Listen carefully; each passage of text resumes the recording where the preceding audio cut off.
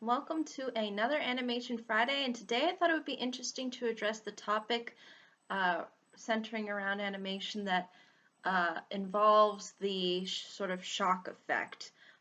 Because the interesting thing about animation is that it can give off very powerful effects to people, I think.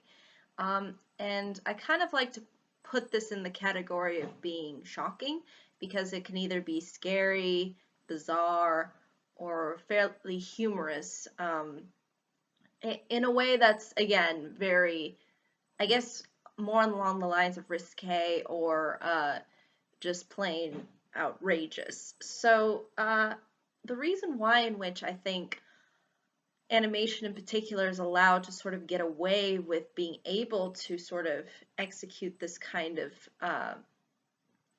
effect effectively is because animation is not constrained by any uh, reality barriers. In other words, you don't have to set up a scenario into which this could possibly be achieved within the realms of reality.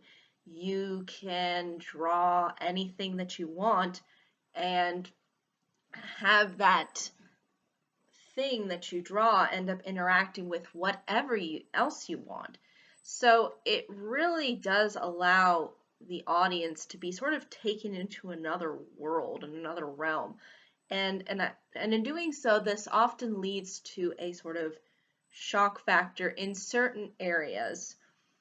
Largely, this did begin, I think, within the start of animation, in particular with the earlier shorts. But I don't think necessarily a lot of the shock value was really generated on being humorous. It was more so on the lines of bizarre and scary. Um, and I think that makes sense only because around the time period, um, it probably allowed for more leniency on those kinds of effects. And would probably consider the humor that at least is the sort of shock humor that animation really primarily focuses on today to not be, I guess, really appropriate or as I guess culturally relevant. But as time went on, in particular, I think this largely started within the 90s when you started to see shows like The Simpsons and eventually Family Guy emerging, as well as Futurama and other shows. You sort of start to see the animation focus on trying to be, again, less on the bizarre and creepy side and more so on trying to be shocking in humor. In other words, putting characters in a very ridiculous scenario and in doing so, trying to produce some kind of very kind of sometimes maybe grotesque, sometimes maybe uh, fairly unrealistic, but at the same time produce some level of engagement as far as being uh, something that you can laugh at. And I think this is rather interesting in how it evolved in that way. Um, Oftentimes, uh, you'll get people who will sort of complain about these sorts of shock effects, whether they be bizarre, humorous, or scary. Like, for example, in the early days, obviously, I think there was a certain amount of complaint as far as to how scary certain animation was, just because it was primarily designed to be for children. And so I think there was this a little bit of backlash onto the fact that it was trying to make kids feel uncomfortable. Um, and I think it's good to make kids feel uncomfortable in this way. I don't think it's designed to be in any way, shape, or form sinister or um, bad. It's trying to bring out emotions that kids don't really understand or know how to comprehend. And at the end of the day, I think it's all right to be a little bit scared once in a while. And I think it's sort of fun being on the edge at times and, having some kind of entertainment to really kind of um, suck you in, and in doing so create a very powerful effect, and in doing so be fairly scary or shocking. Um, and I think this overall, despite the backlash, really does work. Now, as far as the humor element is concerned, obviously the humor shock factor of animation, I think, is primarily centered more on adult entertainment as opposed to children's entertainment. And for what it is, I think a lot of it does work to its advantage. Obviously, sometimes I think sometimes the scenarios that they take are a little bit overboard for me at times. But at other times, I think sometimes the shock value kind of works only because, it just goes beyond the ridiculous, beyond the crazy, and takes something that would just not be possible or fairly unlikely in real life and inserting it as part of humor.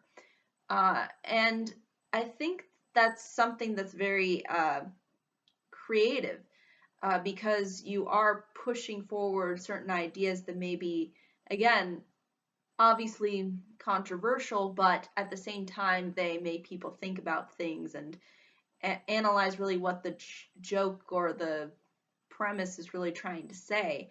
So I think, again, there is certain times where obviously it can maybe go a little bit too overboard, or it's done just for the sake of the shock as opposed to really trying to generate any humor out of it. Um, I definitely understand that, and sometimes, scaring people for no reason, or, because at the end of the day, I think what gives off good shock effects, at least with an animation, is it having sort of a purpose or a meaning, or even if it doesn't really have necessarily a gigantic importance to the story, it still leaves off some bit of entertainment, or it carries you way off to somewhere else, to where the story is ultimately supposed to end up really kind of going. So it's very interesting, to say the least, as far as to how much variation there is as far as this sort of shock effect. I mean, I think there is a lot to be said about it, because if you look at a lot of animation, especially the ones nowadays, they try to really push the envelope of what they can do, because they are not limited by any constraints whatsoever when it comes to really generating that shocking or that very kind of uncomfortable effect. And I think, being uncomfortable, whether it be through humor or whether it be whether it is being scared, whether it's designed to be just really strange and bizarre and make no sense, um, it still seems to, again, it elevates the medium of animation, and it gives animation a voice, and in doing so, you see sort of that voice get carried over into a way that could, again, not be carried over really well within the realms of reality, and trying to do sort of a live action uh, joke to something.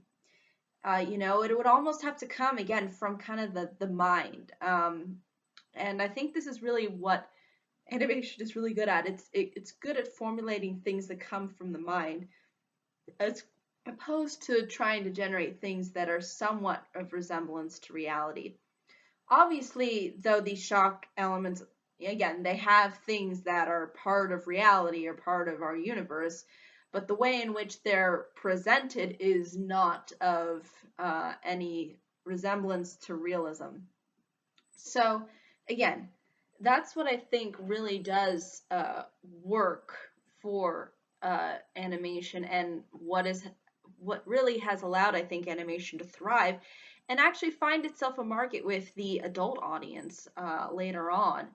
So again, it's nice to kind of see this shock effect once in a while. It's nice to kind of see that boundary sort of being pushed, and people sort of, kind of questioning things, and, looking at things through different angles and perspectives. And a lot of that is said through, I think, the sort of shock factor that comes a lot out of these um, or at least a lot out of these creative works. So I would definitely recommend trying to look into this.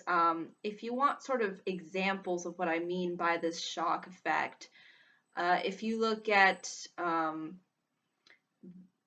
within animation in the earlier days, Pinocchio, uh, Fantasia, uh, Dumbo, those were really kind of pushing boundaries as far as the sort of shock and uh, scariness and really enhancing that element. If you look at other even shorts that were sort of roaming around within the 30s, like Betty Boop's, uh, at least some of the Betty Boop shorts, I think, do convey this very strange and bizarre a look into something that's supposed to be sort of out of this world. If you want examples, obviously, of more of the uh, later animated works, the more humorous side, I would say definitely looking at Family Guy, The Simpsons, uh, South Park, they really do push what the envelope is as far as comedy is concerned. But again, in doing so, they push the levels of what animation is capable of as far as that shock humor is concerned, because they are allowed to really push forward their ideas um, a lot easier and a lot more effectively.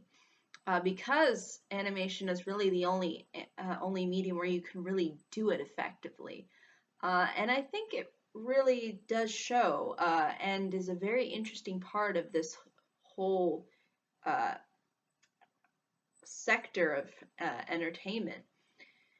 But I think that's really all I can say. I would be more than happy to hear what anybody else has to say. If there's certain parts of animation that they've seen over the years that sort of shock them in any way, or kind of challenged them or made them think, whoa, what is this? Or uncomfortable, it's always interesting, and it's always kind of good to get out of that comfort zone once in a while. And I think, these bits of entertainment, I think, really allow people to sort of do that. And kind of see something that's not something of this world, or see something that makes them uneasy.